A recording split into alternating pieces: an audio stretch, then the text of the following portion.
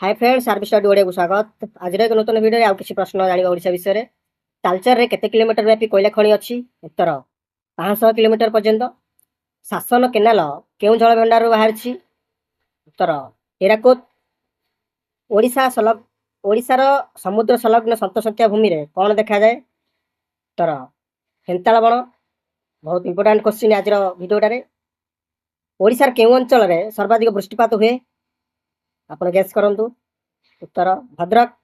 ओडिशार केउठारे सबठार कम वृष्टिपात हुए? उत्तर देखंतु कृष्णप्रसाद। ये बहुत इंपोर्टेंट क्वेश्चन आपनकर ओडिशा विषय वृष्टिपात अधिक एवं कम केउ जगह हुए? उत्तर भद्रक रे अधिक एवं कृष्णप्रसाद रे कम। आशा करछि आज वीडियोटी निश्चित आपन भल लागिथिबो। वीडियोटी भल लागिथिले लाइक करिवे एवं शेयर करिवे अन्य मानकु प्रश्न उत्तर विषय जणाइबा पई। धन्यवाद। RB study Odia YouTube channel को देखिथिबार निश्चिंत भल लगी।